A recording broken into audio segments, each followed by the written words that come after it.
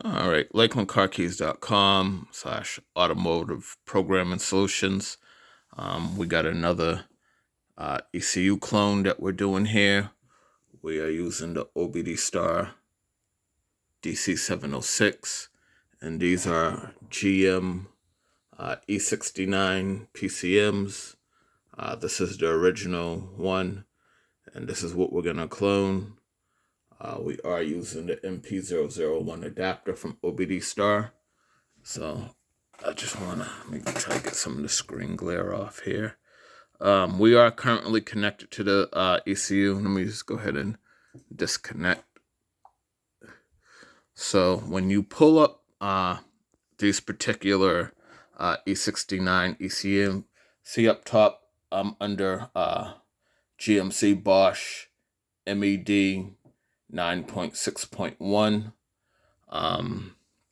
So you can't look them up under E69. But if you go under, GMC Bosch, there's two different options. There's one that, has the long case like this, and then there's one that has, a shorter case. I believe that's just the ME9 with the shorter case. So, you could look at the pictures, see which one you have. There's pretty much only one option depending on the shape of the case. But when you go and you look at the pinouts, all right, so that's the longest one. That's what we have. There's two different options for the pinout. The only difference is going to be this GPT-10. I'm sorry, with the screen glare, it's not really focusing. But this GPT-10 is in a different position on the two different pinouts. And so I tried this image 2 pinout. It would not connect, so I just moved that GPT-10 into that position, and we were able to connect. So I'm just go ahead and go back, connect. It's going to tell me I need either the P003 or the MP001.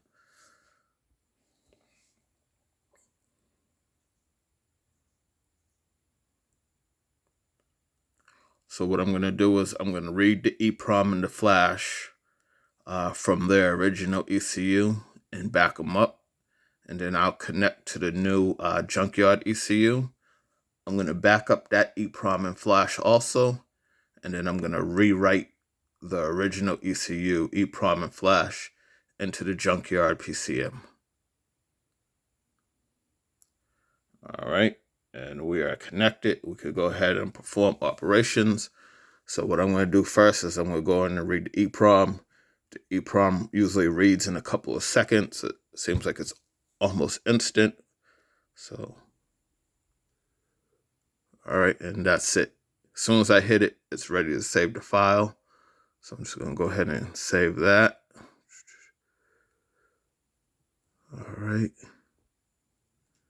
And then we'll go ahead and read the flash. Sometimes the flash can take, 5 to 10 minutes to read. The difference between the two files is the flash is more of the operating system, whereas the EEPROM is going to have your vehicle's calibration file.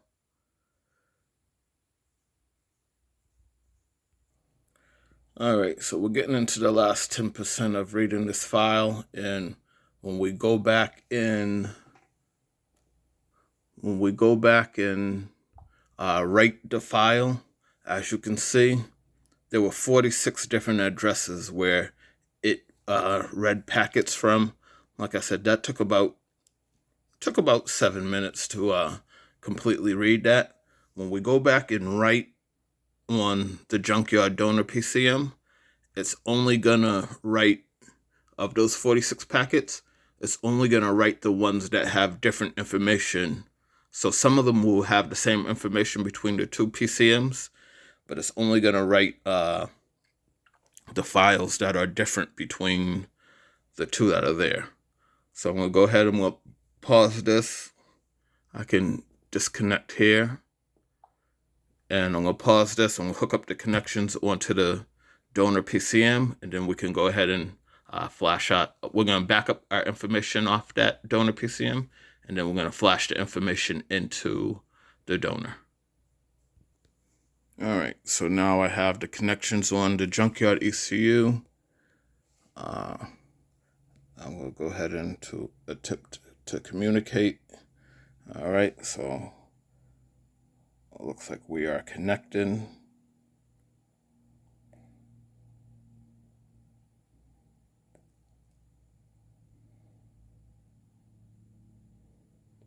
All right, so this is the junkyard ECU, and what I said, we're gonna back up these files. All right, I'm actually gonna change this file. I'm just gonna put JY at the end, and you can rename these as whatever you want. I'm just backing that up so that I know this is the junkyard file. And then we're going to go ahead and read the flash. And again, it's going to read all 46 addresses.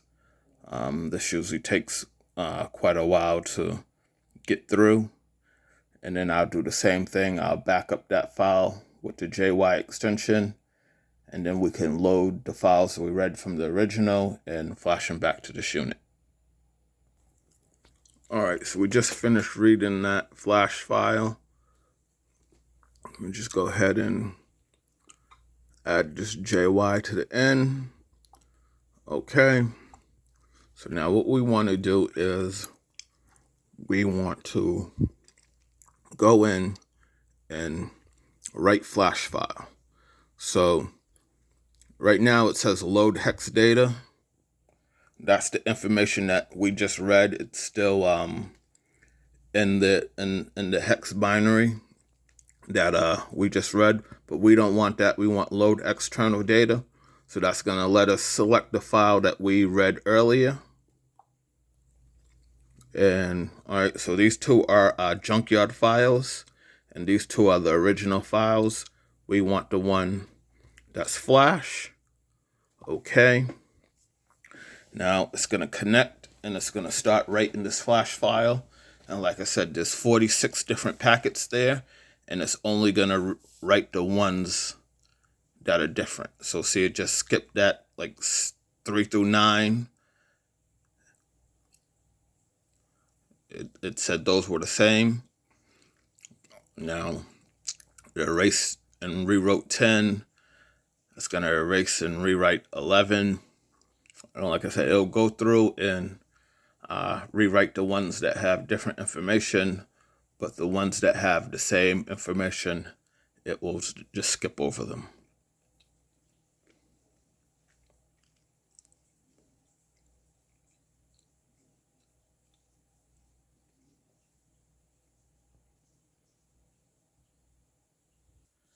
All right, so we went through and finished writing all the flash files. And as you can see, the last couple of files, they all skipped because they were the same. But, you know, from all the files in the middle, they did rewrite. So now what we're going to do is we're going to go back and we're going to select write EEPROM. And then we're going to load external data. We'll click OK. And then we're going to go back and... All right, so those are our two junkyard files. That was the flash file we just wrote. And this is our EEPROM file that we're going to write. And when I select the EEPROM file, it's like almost instant. It writes. All right, communicating. And boom. Oh, it failed to write EEPROM. That was interesting. All right, so let's try to see what was that issue. All right, let me try that again. Load external data. Okay. And yep, this is our EEPROM file.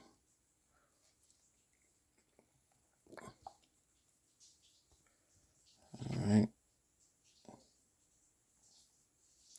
All right, so now we got some type of information. I don't know, maybe the original EEPROM file was corrupted. Let's look in our hex editor.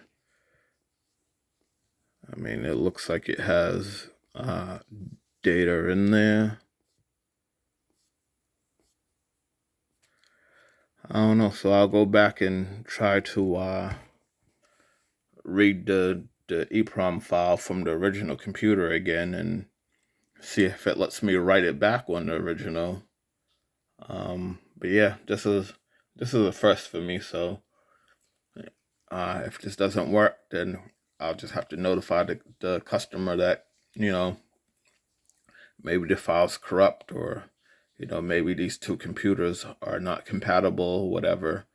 Like I said, the flash file's there, that it just won't accept the original EEPROM file. And I'm not sure if the SPS program will load the original EEPROM onto these E69s. That's why we usually go the clone route. But yeah, I'll try this out, and then I'll give you an update as to what happened. All right, so I didn't disconnect. I didn't unhook from the ECU. What I did was I went and hit disconnect, and then I reconnected it to the ECU again, and selected the write EEPROM file, and it went through and it completed. So I'm not sure what the issue was. So this is for anyone that runs into issues writing their files. Actually, let me just walk through this again and see if it lets me do it again. All right, load external data. I'm sorry for the screen glare. All right, so we got load external data. Okay, we're gonna select the file. This is our EEPROM file. Select OK.